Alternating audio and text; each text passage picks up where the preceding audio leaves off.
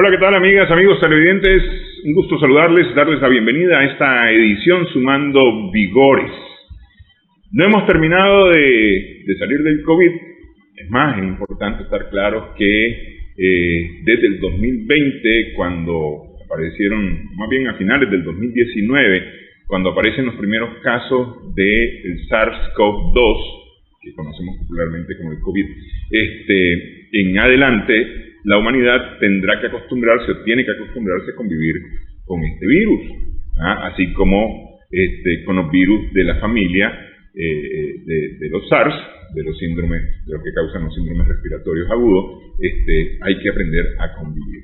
Tal es el caso del COVID. Pero bueno, estamos todavía, no se ha levantado la emergencia por el COVID, continúa siendo motivo de alarma en todo el planeta. Se sigue hablando de nuevas cepas que se están produciendo y se están diseminando alrededor del planeta. Y no hemos terminado de hablar de esto, no hemos pasado este trago amargo, se diría popularmente, y ya nos enfrentamos a una nueva amenaza que es la viruela símica o la viruela de mono.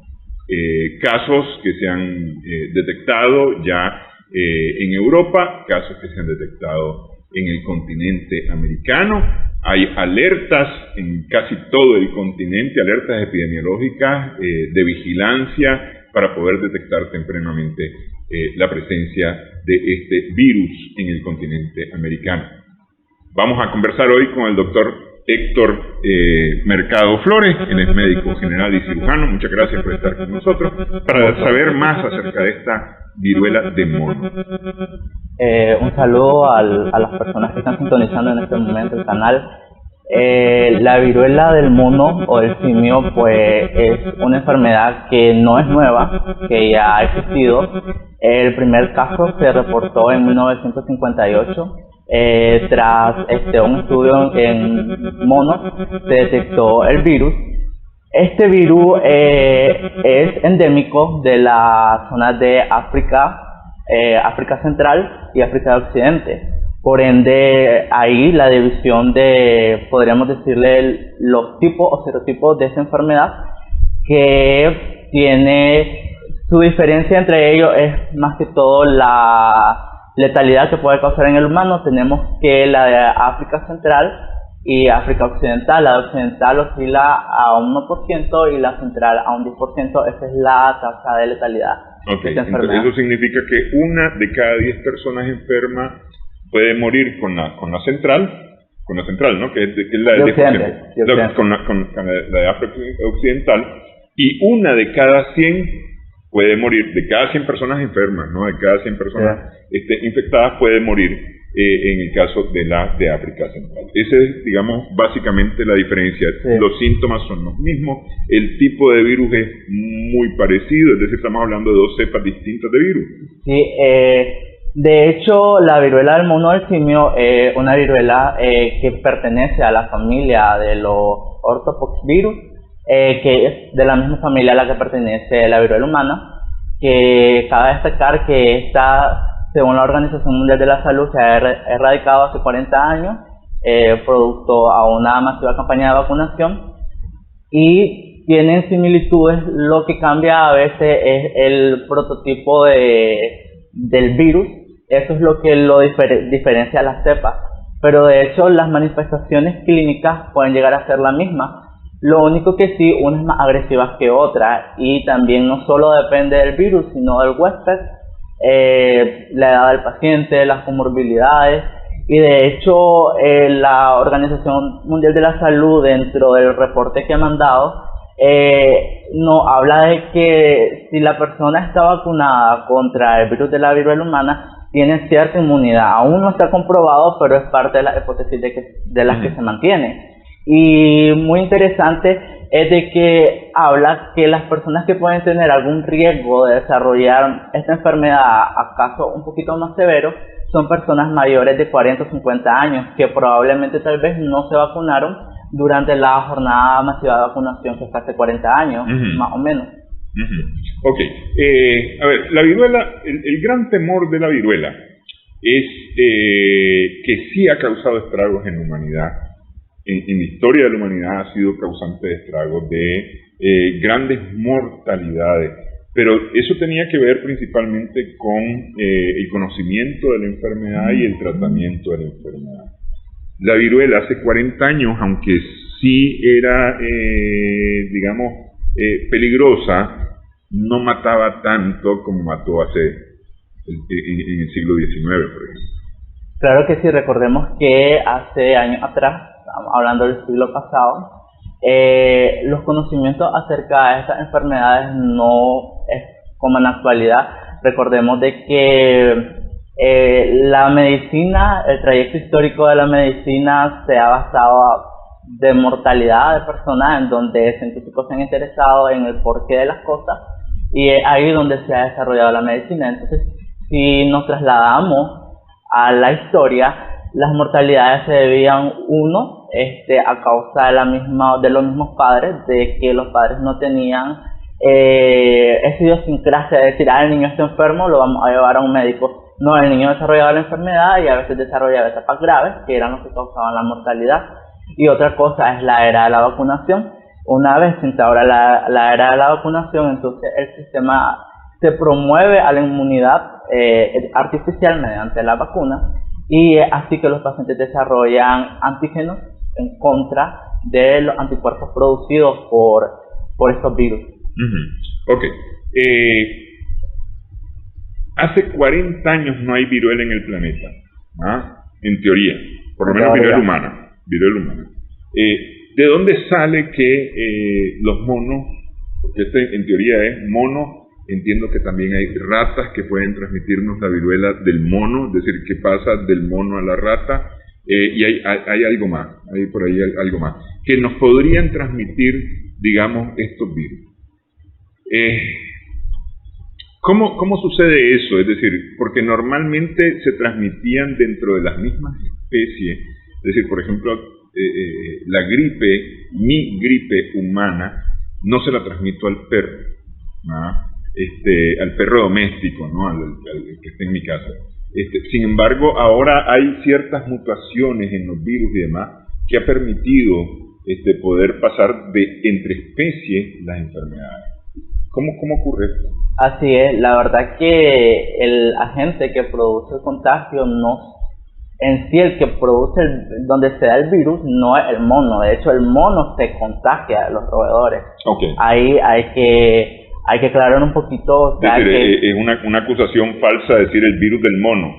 Correcto, o sea, sí. Le pusieron el virus del mono porque durante el estudio que fue en 1958 encontraron el virus en el mono, pero de hecho no es el mono el causante en sí, sino que podríamos decirle el vector de esto son los roedores, todo tipo de roedores. Entonces, ya como en África, las prácticas culturales, por así decirlo, que comen distintos tipos de animales, en este caso capturan monos, hacen prácticas comestibles con los animales, y recordemos que uno de los medios de contagio es el hecho de exponerse a, por ejemplo, si el mono tenía una vesícula de la viruela o el virus se disemina a nivel orgánico, tener un contacto directo con el fluido, entonces ya puedes contagiarte. Esto fue lo que pasó. Por eso esta enfermedad, la viruela del mono, es una enfermedad endémica de las regiones de África Central y Occidental. Desde el año 58 en que es detectada, clasificada, tomada en cuenta. Si no causa, es decir, si hoy día podemos decir que la mortalidad, la letalidad de este virus es relativamente baja, el 10% para una de las variantes, el 1% para otra de las variantes, ¿por qué hay tanta alarma? Si quiere, vamos a hacer una cosa. Vamos a hacer una primera pausa y vamos a hablar acerca de por qué tanta alarma en el planeta por el virus del mono. Vamos a continuar conversando acerca de este tema en Sumando Vigores en Extra Pop. Regresamos en breve.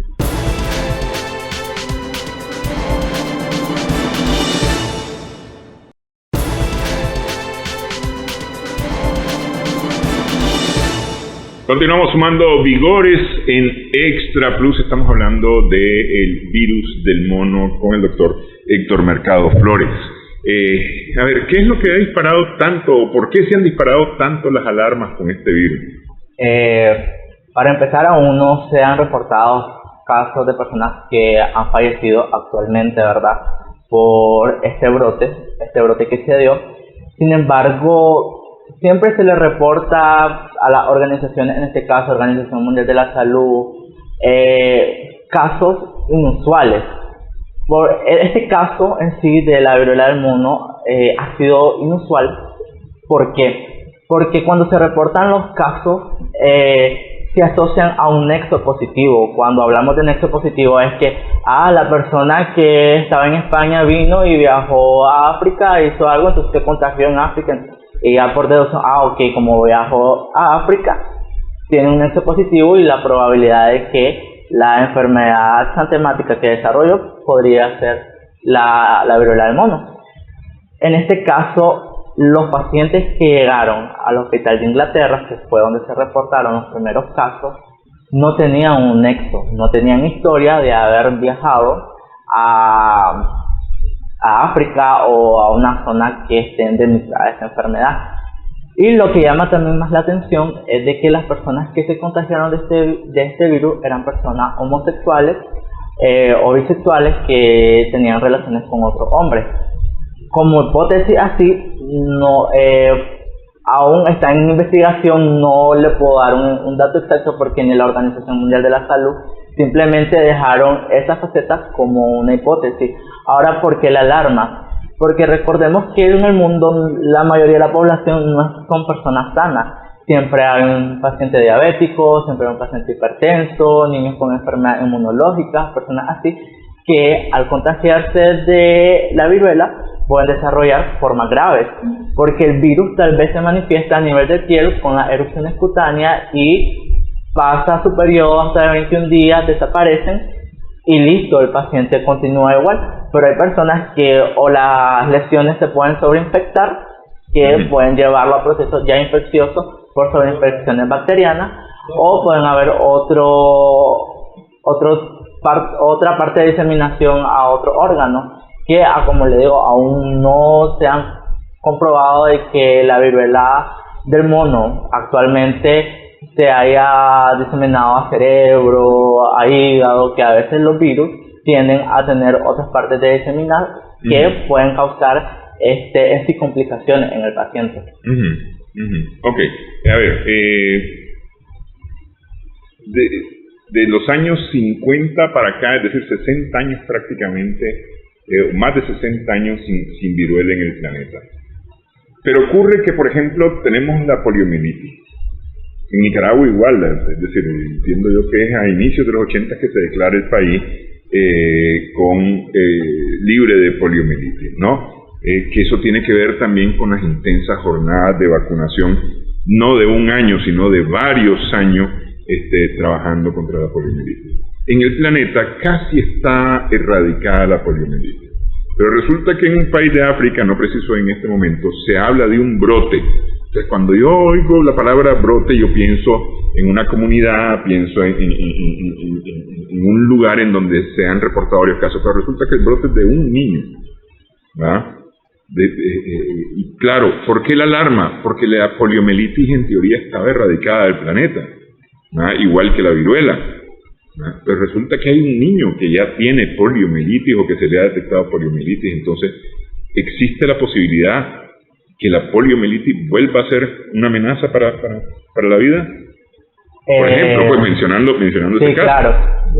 Sucede que a medida que el tiempo avanza, los virus, bacterias, tienden a mutar o cambiar su estructura genética, y el cuerpo, al nosotros vacunarnos o exponernos a la enfermedad, el cuerpo crea memorias, células de memoria, que cuando, un ejemplo por así decirlo, la misma enfermedad de la viruela humana, yo me expongo a la viruela humana, pero como yo estoy vacunado, ya mis células hacen memoria de la viruela, y cuando ella entra en mi cuerpo, las células logran detectarla y por ende destruir el virus por medio de una cascada inmunológica que ocurre dentro del cuerpo.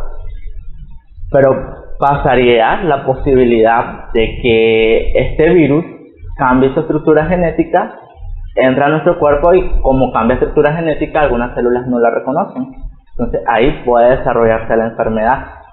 Son hipótesis inmunológicas que se han creado a lo largo de los años y que responde a la pregunta que me estaba haciendo. Entonces, probablemente en un futuro, si hay cambio de la estructura molecular del ADN, el ARN de estos virus, pueden causar infección.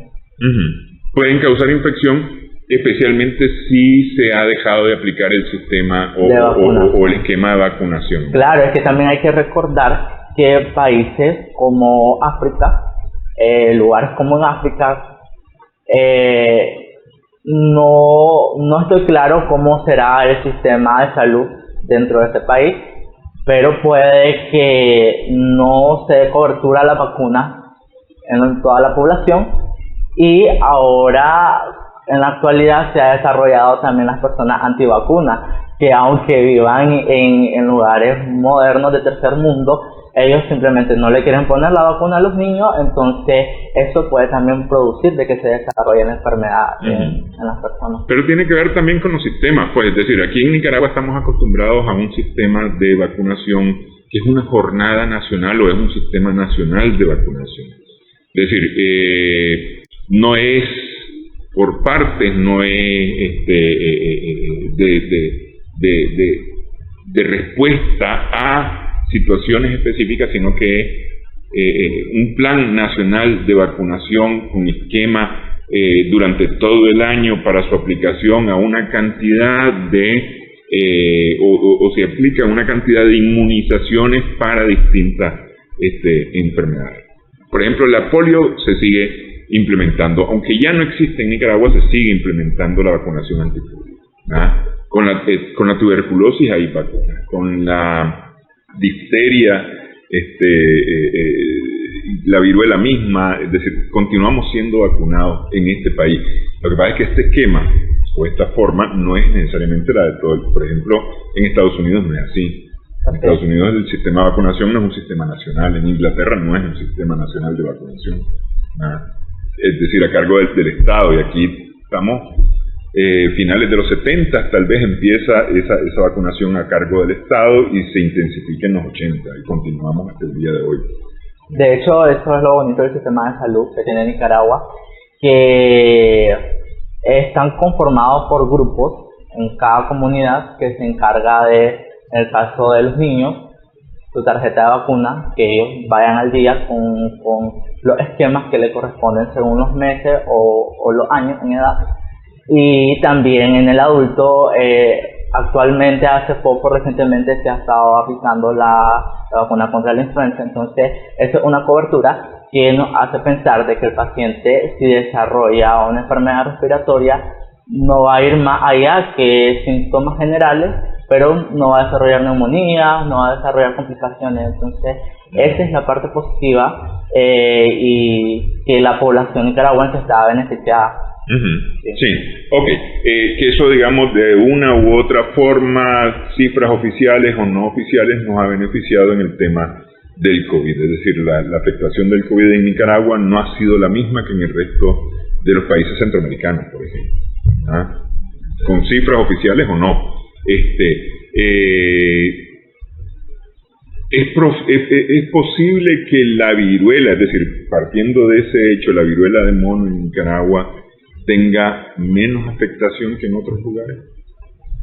Esperemos que sí, porque lo que le comentaba al inicio del programa, como toda la población está vacunada contra la viruela humana, y según la hipótesis de la Organización Mundial de la Salud, es que esta vacuna puede protegernos del virus de la viruela del mono o del simio. Entonces, por ende, las tasas probablemente no sean muy altas, como probabilidad no es algo certero, y también puede afectar a personas que tal vez no se hayan vacunado o personas con enfermedades inmunológicas, con un sistema inmunológico depresivo, como los pacientes con VIH, pacientes diabéticos, en sí, pero esperemos que en caso, porque recordemos que la Organización Mundial de la Salud todavía no ha hecho un comunicado de que los vuelos se deben de detener, todo sigue igual. Sí, Entonces pueden haber casos de exportación,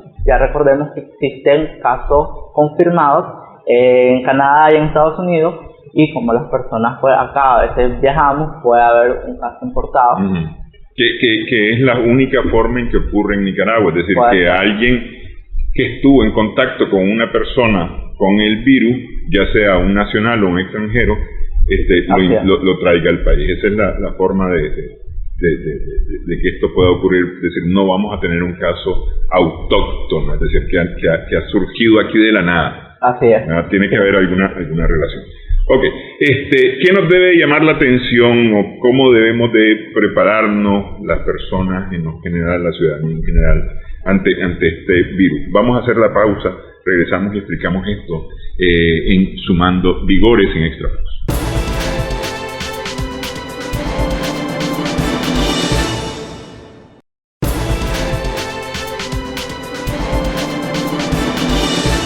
Continuamos sumando vigores en Extra Plus. Estamos conversando con el doctor Héctor Mercado Flores acerca del virus del mono. ¿Qué es lo que tenemos que poner atención?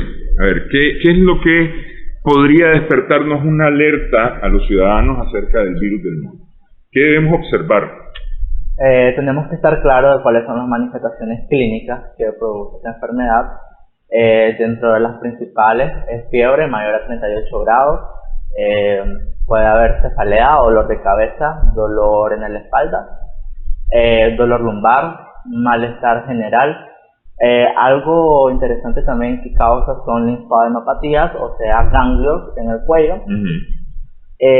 Y se habla de que una vez terminada la fase febril, puede iniciar el brote, la manifestación cutánea, como había hecho al comienzo, una enfermedad exantemática que puede producir lesiones vesiculosas y que depende del cuidado también que tenga el paciente. Si el paciente no tiene cuidado de las lesiones, estas se pueden sobreinfectar y crearse pústulas que son ya dentro del contenido, se vuelve pus y que puede causar complicaciones en la piel. Esos son los síntomas que mencioné, son a los que hay que estar alerta. Si el paciente tiene fiebre, no solo la viruela causa fiebre, hay muchísimos virus que causan fiebre. Sin embargo, estar alerta de la fiebre mayor a 38 grados, dolor de cabeza, dolor en la espalda, la presencia de ganglios, y acudir inmediatamente donde el médico. Es muy importante ver si también tiene un nexo positivo, de que, sí, tuve un familiar que vino de los Estados Unidos, un familiar que vino a España, porque nosotros en medicina usamos conceptos como concepto de caso sospechoso, caso confirmado. Un caso sospechoso, pues el paciente que presenta esa sintomatología. Ya un caso confirmado, un paciente que presenta la sintomatología y presenta un PCR positivo para esa enfermedad. Ok. Todos estos síntomas, tal vez dejaría fuera el de los ganglios inflamados, pero todos estos síntomas son parecidos a síntomas de la malaria, síntomas, es decir, de los vectores aéreos endémicos en Nicaragua: malaria, chikungunya, dengue, zika, etcétera.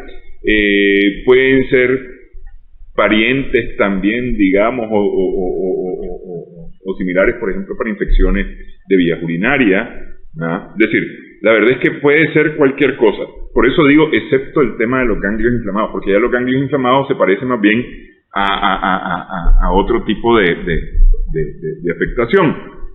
Tal vez lo más llamativo, es decir, evidentemente hay que brincar e ir a buscar la atención médica en el centro de salud, en el hospital, donde el médico privado, a los primeros síntomas de una enfermedad. No hay que dejar correr una enfermedad, es que eso es lo más importante. Es decir, a los primeros síntomas hay que pegar el brinco, como se dice en Nicaragua, ¿no? Pero del caso de la viruela, tal vez lo más llamativo sería el brote en la piel. Así es. Cuando hablamos del brote en la piel, estamos hablando de algo parecido al salpullido. ¿Parecido a qué? Como mencionaba, el brote son vesículas, ampollas, que inician en la cara. El 60% en la cara y luego se disemina a las manos y a los pies. Eso es lo característico. Pero también hay otras enfermedades que tienen el mismo sistema de diseminación. La Organización Mundial de la Salud, dentro del reporte enviado, habla que antes de diagnosticar en sí viruela del mono, se tiene que hacer múltiples diagnósticos diferenciales con enfermedades que tienen una similitud y de hecho menciona lo que usted había dicho. Hay que valorar si no es varicela, hay que valorar si no es Zika, hay que valorar si no es infección de manos y pies, todo esto. Entonces, sí hay que estar pendiente como le mencionaba a los televidentes, de si hay un nexo positivo, que sea una persona que viajó y que pues posterior comenzó a tener las manifestaciones clínicas. Y es muy importante que las personas sepan de que las manifestaciones clínicas pueden llegar a durar hasta 21 días. Entonces se toma en cuenta el inicio del primer síntoma, 21 días. La vigilancia que lanza la Organización Mundial de la Salud son de 21 días. Es para que las personas tengan presente eso, y también de que el periodo de incubación de este virus oscila de 6 a 13 días. Otra literatura dice de 7 a 14 días, pero vienen siendo periodos similares. Entonces hay que estar muy pendiente de eso, hidratarse, tomar las medidas de aislamiento en caso de que igual de una u otra manera haya personas presentando esta sintomatología, porque también no solo se transmite mediante a venir y tocar las lesiones o las costras, sino que también se puede transmitir por flux, cositas de flux. Hay que tener mucho cuidado ahí. Ahora, con esto del seguimiento, digamos, es decir, porque una de las primeras sospechas o que nos acercaría más a la certeza, luego de tener los síntomas, es que esta persona haya estado en contacto con alguien de los lugares en donde están confirmadas ya las afectaciones. Pero resulta que hay una persona A que viajó a estos lugares, vino o regresó a Nicaragua, vamos a suponer que es un nicaragüense, regresó a Nicaragua, es probable que haya estado en contacto con alguna persona que haya tenido el virus y no se haya dado cuenta, y esta persona se relaciona con una persona B, ¿ah? Y resulta que ninguno de los dos muestra síntomas, porque su sistema inmunológico está bien puesto, digamos, está trabajando muy bien. Pero la persona B se relaciona con una persona C, y esa persona C desarrolla síntomas, ¿ah? Entonces, tal vez en la primera vista, pero si no ha estado en contacto con nadie que haya viajado a las zonas afectadas, ¿podría desecharse? No. Lo que usted mencionó es la cadena epidemiológica más común que existe. Pero eso requiere una investigación exhaustiva. Y yo le digo, por experiencia, a la gente a veces hay que sacarle con cuchara las cosas para poder averiguar todo el asunto, y es un trabajo detectivesco.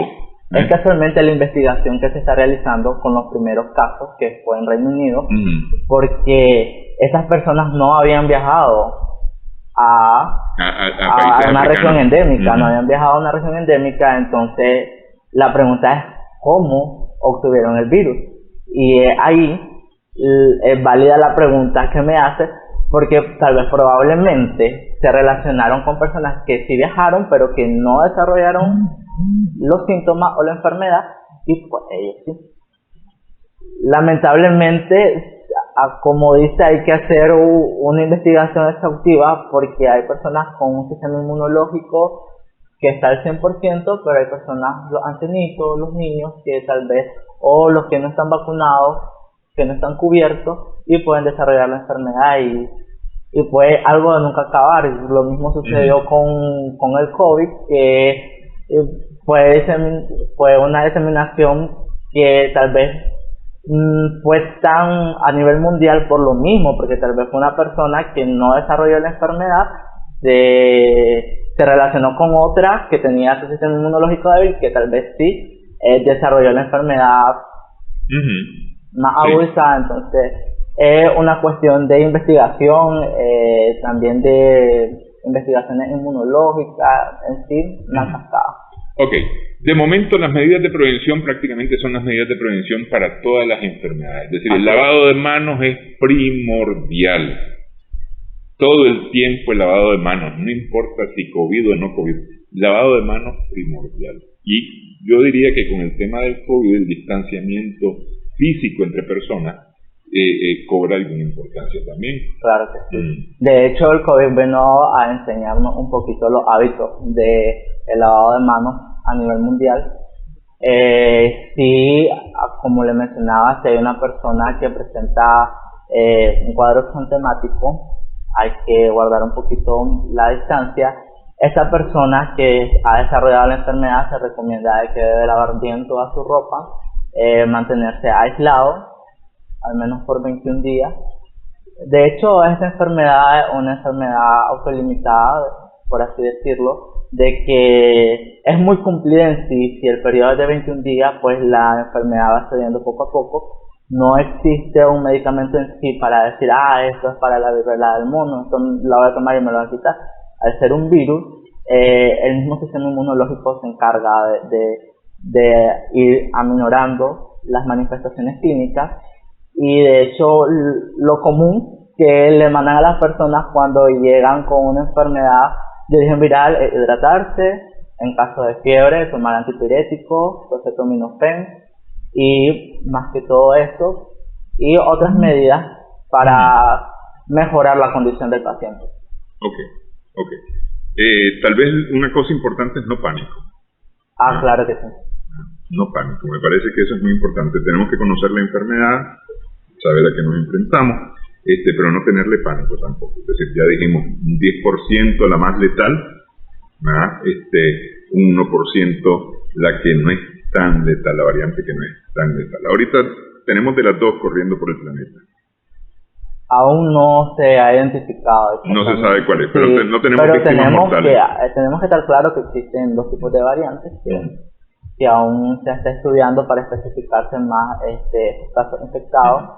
Pero como usted decía, las personas deben de educarse, buscar información, no cualquier información, porque también a veces meterse a Facebook y ver qué hay en Facebook, meterse a las páginas de la Organización Mundial de la Salud, OMS, o ustedes buscan en su Google, OMS, ponen el nombre de la enfermedad y ya van lanzando las actualizaciones.